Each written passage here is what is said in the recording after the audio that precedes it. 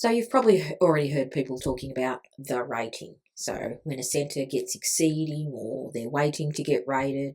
So this video is for anyone who's not familiar with those actual terms. We're going to cover what the rating is. So let's look at these key terms over here. So you've got self-assessment. So it's not a self-assessment of, you yourself personally. It's assessing the service. Getting rated. There's the QIP, short for Quality Improvement Plan, which they talk about quality is a key term that's used a lot when we're talking about compliance because we want quality outcomes for children. And there's this exceeding and meeting rate, they're the ratings outcomes. Then you've got compliance, which is a key term behind meeting and exceeding these ratings. Every regulated education and care service in Australia will operate under these national quality frameworks. So all these components in here are a part of the National Quality Framework, or NQF for short.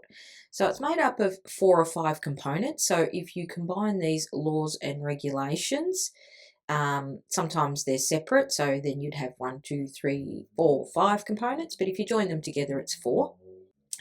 Also sitting under the National Quality Framework is this National Quality Standard, and you've got your 7 quality areas here, which I'll go through in a minute, and they're what assessment and ratings use to rate a service. And this is what we're focusing on for this video, is the assessment and rating process, where you can get these your rating outcomes. So what actually gets rated?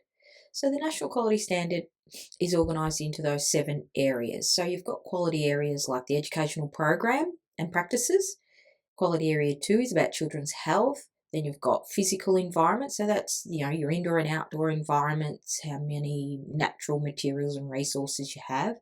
Then quality area 4 is about staffing. So think ratios and continuity of care, which is making sure the same staff are in the same room with the same children. So there's that familiarity.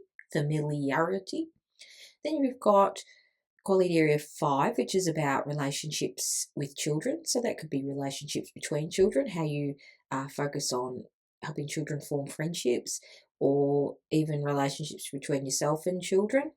Then you've got quality area 6, which is about collaborative partnerships with families and communities.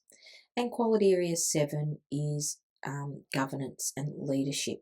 So when people talk about ratings, they're actually talking about a set of ratings for each one of these quality areas plus an overall result.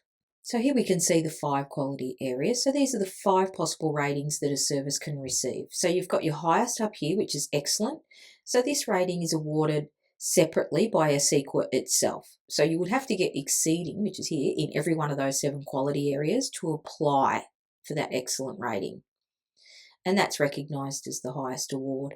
So exceeding is going above and beyond what's expected at that meeting level. Then you've got your meeting, the National Quality Standards. So that's when you're at the benchmark of those 7 quality areas. This means the service is doing what's required consistently and reliably. Then you've got working towards, where there are gaps that need addressing.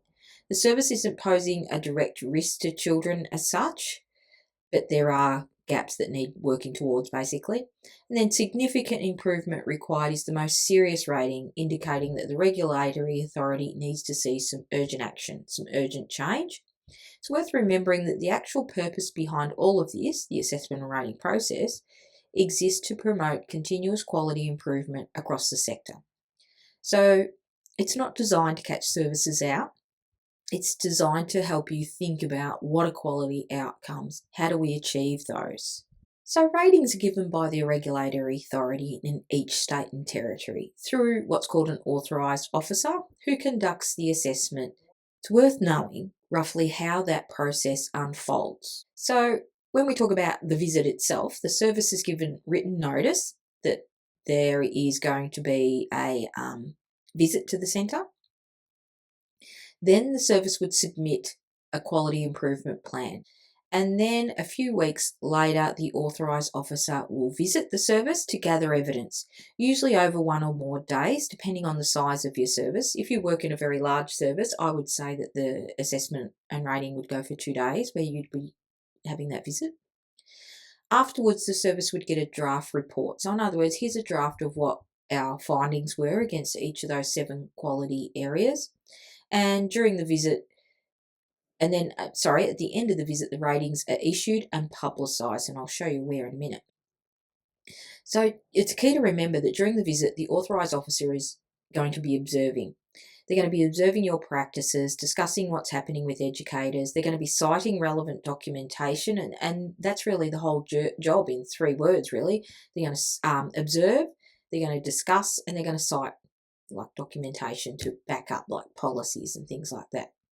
So, you're going to just do your role as you would normally do each day. You're not putting on a performance for them. You're just going to do what you normally do. So who actually uses the ratings? So this is where the ratings get displayed and where we can look at them publicly. So if you can see down the bottom corner, you've got startingblocks.gov.au. I highly recommend you search that in Google or in your internet browser and have a look for the service that you are working in. So, and this is what often gets missed, like who uses the ratings. So the ratings aren't just an internal compliance exercise to see if you're going well or not. They're public, and a range of people will rely on them. So, for example, families can look up the service's current rating before choosing the early learning service for their child. It's one of the most practical things that the ratings would be used for. And the service itself, like the service here, can use the ratings and the report to understand exactly where they're going well and where improvement is needed. And then you can go back to your quality improvement plan and finesse that a bit further. The regulatory authorities like ASIQA use all that data from the assessment and ratings, and they aggregate or track consistency and quality across the whole sector nationally. That's across Australia. So they identify what areas in Australia where additional support is needed, how many centres across Australia have meeting, exceeding, and so on, and where those hotspots are.